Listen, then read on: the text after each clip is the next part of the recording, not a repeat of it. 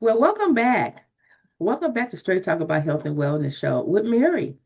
All right, we have a fantastic show, but of course, you of those that listen to me all the time, you probably saying she always say that. Well, you're right because we do have fantastic shows. We have some guests from everywhere, knowledgeable, and something that you could be your better you. All right. So today, our topic will be the mind body connection. All right. The mind, the body connection. We don't want to think about that our mind is one place and our body is another place. All right. That feels a little strange. All right. So today we have a couple of young ladies going to tell us how we can actually have everything be in one place. That sounds okay? I hope it does because it's going to be a great show. All right, so I would advise you to get a notepad and a pencil or ink pen and your favorite cup of coffee and tea because you probably will need it. And I also want to remind my guests that this show do not take the place of your doctor or your therapist, all right, or whoever manages your care. All right. I'm sure the young ladies will, if you want to reach them, they would give you their contact number. All right. But always a reminder, have that conversation with your own healthcare professional first. Promise me that. All right. Okay, we're gonna get started. All right. Today we have Bethany Bush. All right. She has a master's in sports and exercise science. I'm sort of familiar with this topic because my kids played sports. They played high school and college sports. So I always was aware of that sports person that took care of my kids. Okay. And also she has her strength is in a strength and nutrition specialist. Okay, I got a little backwards. She is a nutritionist specialist, but she'll tell you more about herself in a few minutes, okay? Then we have Auria Zahed. I'm so proud of myself. I pronounced that name correctly. Okay, she is a licensed marriage family therapist. All right, she specializes in the psychology of resilience. I like that word, resilience. All right, I like that word. So I'm gonna say good afternoon, good morning, or where in the world that you guys may be. How y'all doing? We're doing good. Great. Good, good, good. How is the weather in Southern California? Oh, it's perfect. Blue sky, 75 degrees. I pay my sunshine tax for a reason. Yeah, it's lovely today. Oh, fantastic. I Yeah. see the sun shining through the shades Mhm. there. That's fantastic. You know, I I told the audience a little bit about you and I messed up some of it. I know, I'm sorry. But anyway, would you like to add anything more? Do you like the audience to know about yourself? I mean, I have an alphabet soup of letters, and Ari and I have a joke that I've got about 17,000 letters after my name because I have a bachelor's, a master's. I'm working on a second master's. And then, in order to keep my certifications, you have to do what's called continuing education units. And so, Mm-hmm. every time I need to do continuing education units, I add more letters because I don't just like go through and do the boring s- requirements, I go and Mm-hmm. do something that interests me that I can get credit for. So Mm-hmm. that's why it's alphabet soup. And I'm technically like an exercise physiologist, a strength and conditioning specialist, a nutrition coach, a barbell rehab specialist, and like all of these other things. My goodness. Speaking of mind and body, oh my goodness, your mind can hold all that. That's nice. That's nice. I like that. I like that. That's nice. More of us need to be more motivated, more motivated. We need to be more motivated to learn because you learn as long as you're here on earth, it's time for you to learn. So that's a perfect example right there. All right. How about you? Yeah, so I am only one LMFT. I'm a licensed marriage and family therapist. So I actually enjoy seeing individuals one-on-one. I feel like that's where we can do the most work together. I have been trained in couples and family therapy as well due to my license. Hmm. But I love working individually, especially with women, and even Oh, more, especially women of color or women who identify as LGBTQ. okay. So you're well-rounded. I try. Yes, You that is too well. important to me. I like this combination. I really do. Because I remember when I saw you guys at the mixer. I guess I call it a mixer. I got home. You know how everybody's speaking at you and grab you, and then when you go home and you like sort of exhale. I said, oh, they did that, so I need to call them. Well, okay, we're gonna start. We're gonna jump right in it. All right. How do physiology and psychology work together to shape our overall health? So the body holds everything that happens to it. Every cell in your body holds what you've been through. So if you've been through a car accident, that's both, right? Because you've Mhm, experienced physical trauma, also a mental trauma. And so the body remembers and the body knows. That's why, like, let's say you want to get back into a car after that type of accident, and it's mhm, a physical response to a mental stimulation. So that's like the best way that I can describe how you can never separate the two, even though they've been separated in their own specific homes of healthcare for so very long. And, we mhm, put gyms over here and then we put therapy over here. And mhm. then we put our doctors here and this and that. And we kind of all sit in our own little like avenues. So yeah, because we need to be all in one piece. Out is a lack of a better word. The one Yes. piece. That I'm sounds good. Sounds good. Would you like to sorry, comment? Mary.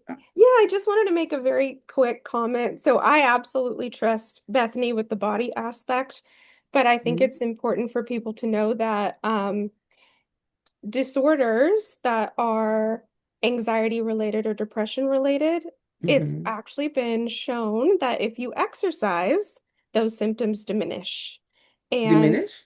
Let diminish. me go Yes, away. go away over time. Yeah. And that was something really important for me because I felt that. I started out as Bethany's client. She was my personal Mhm. trainer. And I Oh, feel like okay. I was working That's through a how all lot this of, stuff started with you too. yes, back in the day, many years ago now. But Really, I feel you like, guys look like you just got out of kindergarten. oh my gosh, Thank you, but I was thank made in the you. 80s, so yes, I've Yes, been out for a while. 80s I'm baby. sorry. That's okay. Thank you for the compliment. I'll take Um, it. I, Exercise and mental health. yeah, yes, that's true.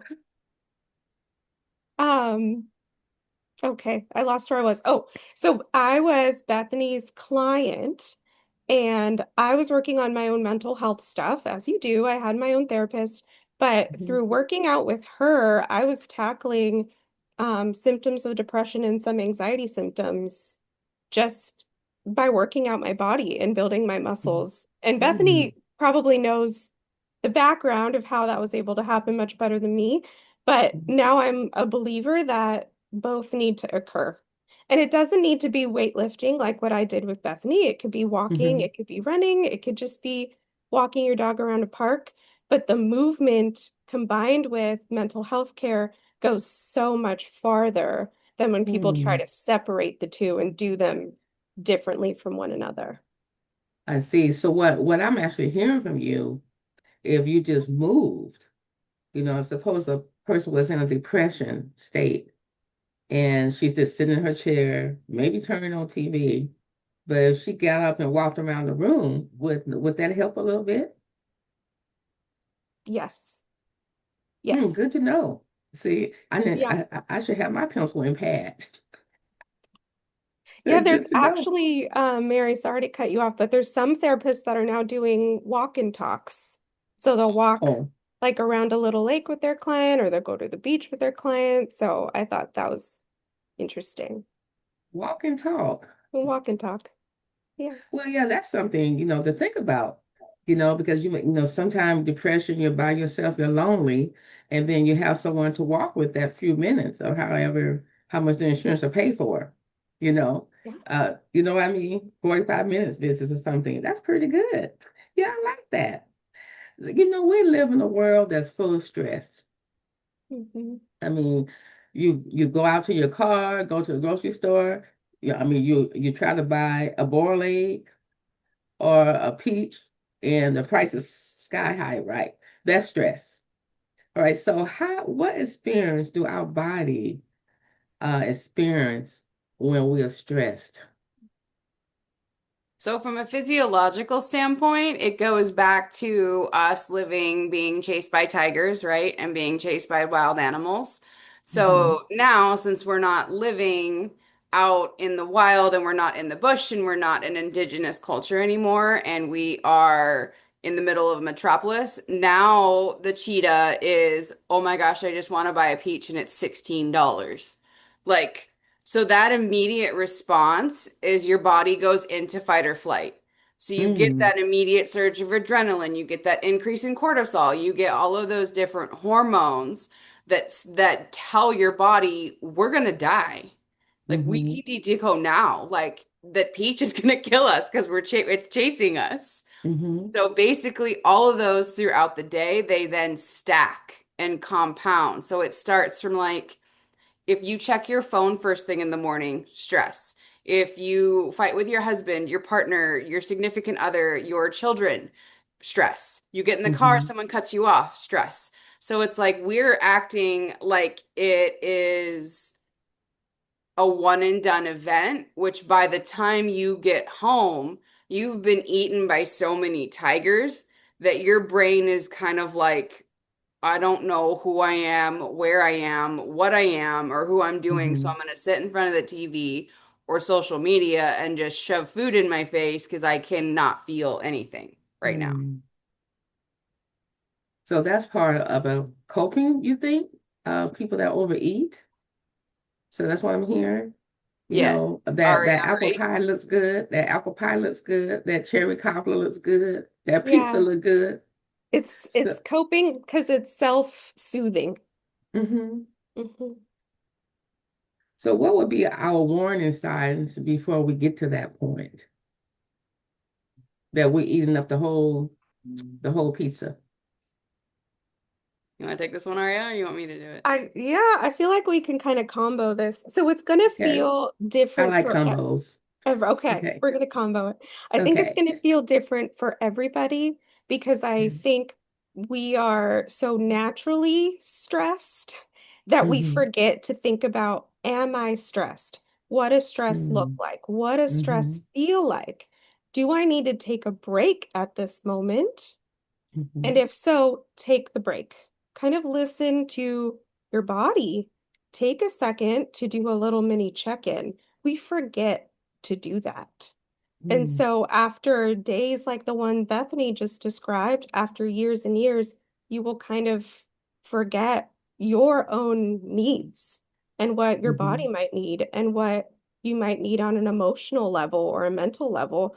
And you'll just do some kind of coping, like we were talking about, like eating or just watching TV. And Mm-hmm. those things are fine. I'm not going to say no to coping. You can do those Mm-hmm. things, but don't forget about you also. Mm-hmm. Okay. And from a physical standpoint, it can show up like chronic pain. It can show Mm. up like an injury. And if you Mm-hmm. are, if you are an avid exerciser, it's going to look like I'm always hurt. I'm always in the gym because your body's like, can you please just stop? Can you just stop? Can you just sit outside and breathe? But a lot of the time it shows up as back pain, as knee pain, as hip pain, as neck pain because you're not realizing that you're just sitting there all day contracted with everything that then once you start to reach into a cupboard, pull a seat belt, because Mm-hmm. those muscles are so wound up, you do that and then they tweak. And you think, oh, I hurt myself. It's like, actually, you didn't hurt yourself, most likely, Mm-hmm. but you compound that stress. It will show as symptoms of overtraining or undertraining or like surgical needs and like an actual medical intervention required when it actually isn't. So what I'm getting that stress can actually be displayed in different ways.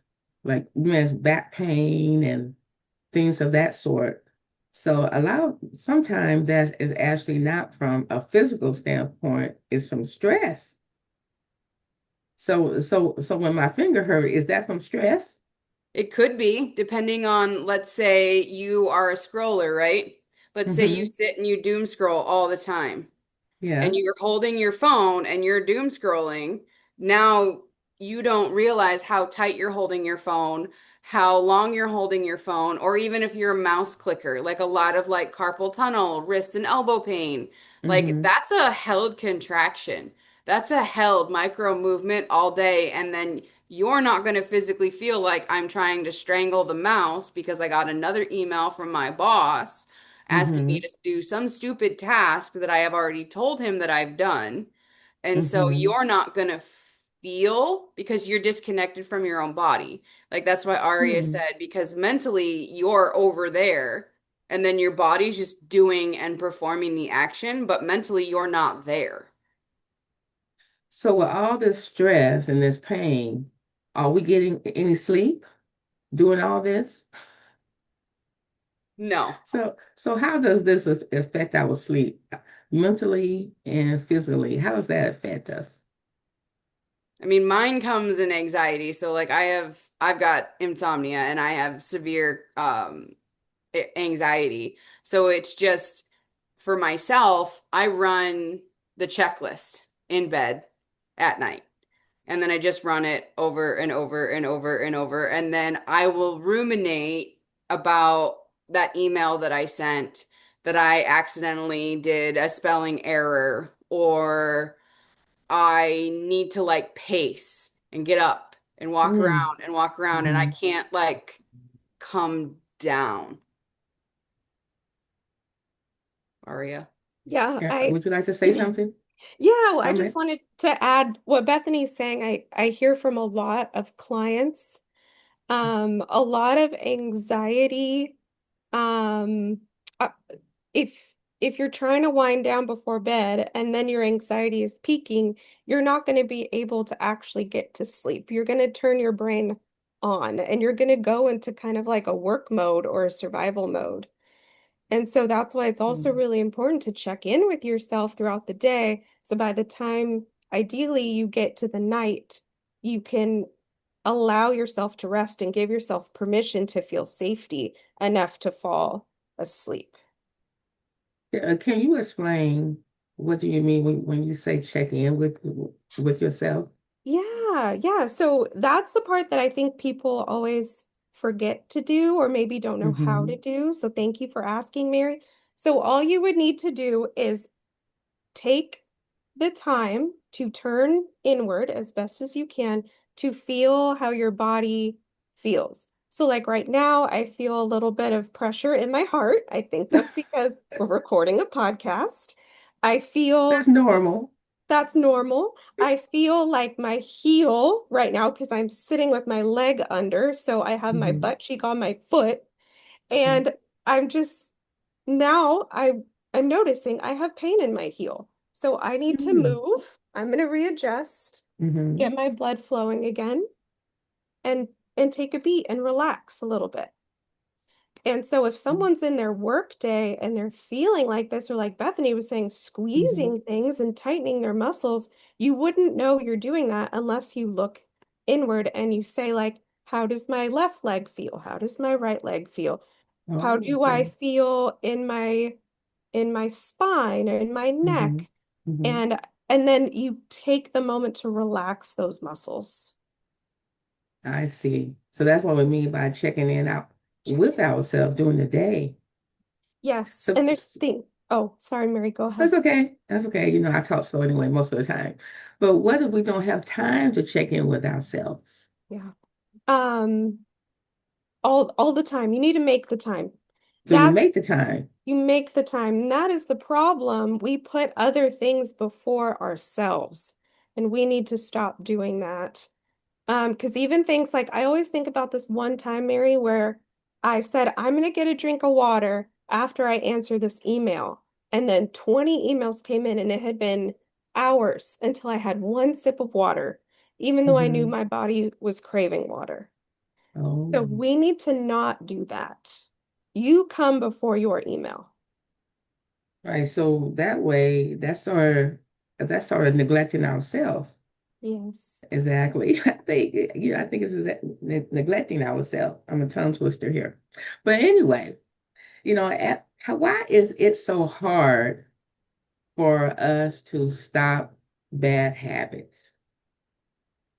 So we're women, right? Hmm. And Aria just said, and you just said, well, how do we make time for that? How can you make time for you when you're busy taking care of everybody else and your habits actually are just you trying to make it through your day and survive without feeling anything? Wow. When you mentioned we were women, all right.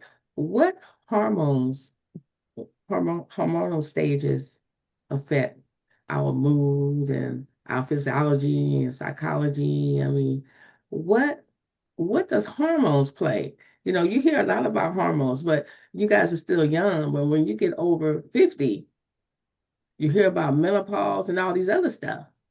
Well, and So, even when you're premenopausal, when you're a tween and you're pre-menstruating completely and you haven't hmm started yet, like we cycle every 28 to 30 to 40 to 50 days, depending on if you suffer from anything and if hmm you experience ovulation or not. Like it's a constant roller coaster ride where you kind of like you go up the hill and then you go down the hill. And that's like, hmm and we ebb and flow with that. So like we're getting a different bath from our ovaries, plus our pituitary, plus our thyroid, hmm plus our adrenals, like throughout the day. So you're hmm never not, I'm gonna not have good English, being controlled by some type of hormone, both because obviously the pituitary lives inside your brain. hmm So that's hmm why you can't separate Aria and I because our hormones all work together to help each other out. And if we're ignoring all of them, you're going to have a systemic failure. Mm, okay. So you're going to have that like cascading feeling of blech. Oh my goodness. Yeah.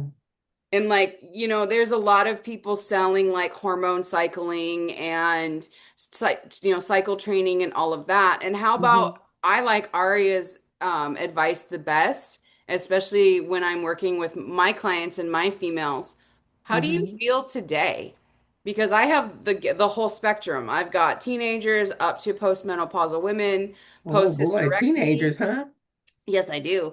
Um, and so like They're post fun. hysterectomy, post this, and it's like we don't have this conversation enough. And I think Jada Pinkett on her Red Table Talk, because it's all three generations, I think they've been Mm, having those conversations because it's her mother, it's Jada, and then it's Willow. hmm And so they most recent, I don't remember when the last episode was, but they talked about generationally also how we discuss it is different because we're millennials. It's something that we're more open to talk about, but the generation ahead of us is not as likely to be like, oh my gosh, I'm not feeling X, Y, or Z like today. the baby boomers.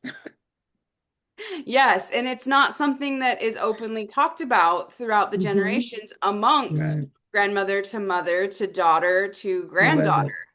Mm-mm. And we don't give ourselves as women enough credit for what we have to manage in that hormonal bath every day hmm of the month. Men don't have that. They don't experience that. It's not an Mm-mm. experience that they can physically go through to understand what we feel like in our brains and in our bodies from a hormonal standpoint alone.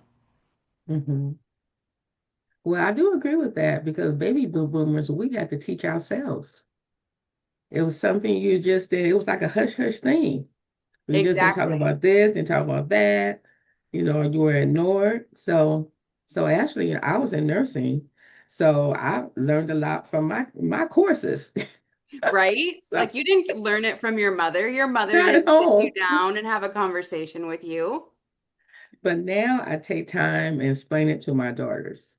They're grown now, but still, showing pictures and that those type of things. But So they're going times to have change. babies if they choose to, and they're going to go through that. And you went through all of that, and you're the best resource as a woman who physically experienced rather than like, oh, it's great, you'll be fine. Like, No, it's no, not. it's not. No, it's not. It's trauma. I just be really honest. It's gonna hurt. It's gonna hurt. You're getting split in half. Yes, Yeah. it's going to hurt. Yes, but you know, experience is the best teacher. Anyway. Experience is the best teacher. But anyway, let's jump back on topic again because we'll get off and we start talking. But anyway, what are some of the simple ways that people can begin to heal mentally and physically? Aria, do you want to do your hacks first? Yeah, I can do, yes, I can do s simple first steps. Um, so turn inward, like I was saying, right? Let's make sure you're eating well, your bellies are comfortably full. Sleeping well would be amazing. Socializing, so see friends, see family, people that rejuvenate you after you spend time with them. And Mhm, then do some journaling. Put your thoughts on paper. Once a day, once a week, it doesn't matter. Just write to yourself and kind of let your thoughts move and mhm, process and mhm. figure out what you want to prioritize in your life and what your values are. And then any goal you have from there should be on that pathway forward to how you want your life to look like and be like and feel like. I don't know if this is true or not, but someone told me if you write down your goals and your feelings and things like that, everything will come true. Is that true? It's manifestation. Yeah, I think it depends on your intention behind why you're writing Hmm. something. Yeah. Okay. Okay, so I can say, well, I heard it depends on your intentions. That's why when next time I ask that question. Thank you. All So, right, Bethany. in collaboration with Arias, because you can't do that if you're scrolling and you're sitting on your couch in the dark by yourself. I'm going to add in the component of put your phone down, put it in your bag, put it in your pocket, get it off your body as best as you can, and be outside. And you can take a pen and pad of paper or a sticky note or a receipt or an envelope and a pen anywhere. There are parks if you live in a safe neighborhood. If you do not live in a safe neighborhood, then that is obviously something we need to discuss further. But putting the phone down and just getting into sunlight in any Hmm. possible way that you can, whether it's your balcony, whether it's the roof, whether it's a park, whether it's sitting in your car with all the windows rolled down, moving your body in sunlight makes the desire to Hmm. do everything Aria suggested much stronger because it puts you in that space where your heart is happy, your optic nerve is happy because you're getting Mm. sunlight, Hmm. you're naturally getting vitamin D, which is Hmm. naturally going to trigger ooh, I want to like a beverage. So it Hmm. just like they compound on top of one another and all you have to do is take a few steps outside and stand in the sun for a little while. Nothing like don't go get on a treadmill, don't go earbud in and plug up and go and Hmm. just stand there. And what do you hear? What do you see? What do you feel? What do you taste? And your Hmm. whole body will come alive. Oh, so so vitamin D is the right thing to do. Stay out in the sun, and we need more vitamin D because females, I don't know what the levels of vitamin D are. They're always low for some Well, and we reason. sit in offices under fluorescents now all day. Like we're never outside. And like, there's a lot of sunscreens that also block vitamin D. And it's like, well, you Oh, can that's stand out. right. That's Yeah, true. you can That's stand true. outside for 5 or 10 minutes and not have to be like, oh my gosh, I should be covered in sunscreen. Because now you're negating the effects of naturally what we're biologically designed to absorb from sunlight. It's a Hmm. biological requirement. We have melanin and all of that stuff in our skin for a requirement. Like we didn't just Wow, pop out this way. Like that's we were true. designed this way. That's true. That's true. Well, ladies, this has been a fantastic interview, and I hope you have as much fun as I did. Thank you so much, Definitely. Mary. Thank All right, you. do you have any last words, very last word that you would like to leave our audience? You feel free to tell your audience about your business that you have, if you're open for clients, or go for it. Aria and I are both accepting clients. Aria works with anybody in the state of California. And so virtual, you don't have to come in office. We're local in Laguna Hills. So that's where Mm, I train out of. But I also offer virtual. I offer programs. We are head to toe strength everywhere. If you Google Head to Toe Strength, we're on Facebook, we're on YouTube, we're on Instagram, we're on LinkedIn. You can find us, or you can also Google Bethany Bush or Auria Zahed, and you can find Head to Toe Strength. Auria has her own business profile, so if you want to connect with her, and then my email is Bethany at headtotoestrength.com. We do a free 15-minute like deep dive. It's like a little mm, like come, let me listen to you. How about you mm-hmm, let someone listen for the first time while you talk rather than me mm-hmm, telling you eat less, move more, go see a mm-hmm. therapist. How about you just tell me what's going on? Nice, nice. So in other words, you listen to them and you don't tell them A, B, C, D. You should do A, B, C, D. That's not fun. Well, it's not I, fun, and also like a lot of times for people, especially women, that's not a reality. It's not you yeah, a lot can't of it's get not. Mm-mm. it's not a reality. It's not gonna, you're not gonna be able to get, 8 glasses of water a day and, force, this many vegetables and this many protein. And it's about I what you know. can do. Like the way the fitness industry gives you that list is like, no, it's not about that. And it's not about you. You're not the problem. Hmm. The industry is the problem because they don't give you ways that work for your Hmm. life and for your body. And we do. Fantastic. Fantastic. I know I've been big all my life, and you learn to accept it and then be healthy. Yep, exactly. My blood pressure, everything. And I am not a small-bodied girl. I have never Hmm. been. That's just the way the DNA got dealt. That's what happened. I said, oh, deal with it, whatever. Yes, exactly. So, All all right, Aria, would you like to add anything? No, nothing in addition. I would love to meet you if anyone's interested in talking to me. Please come and just pick my brain. We don't even need to have a session. We can just get to know each other and happy to answer any questions. Fantastic. Sounds good to me. All right, and I think I know where you guys are. I do. yes, you do. All right, ladies, I'm not gonna hold you, but I'm gonna tell the audience thank you for coming today. All right, so I'm getting ready to sign off. But in the meantime, be healthy, be safe, and be blessed. Until next time, talk to you soon. Talk to you soon.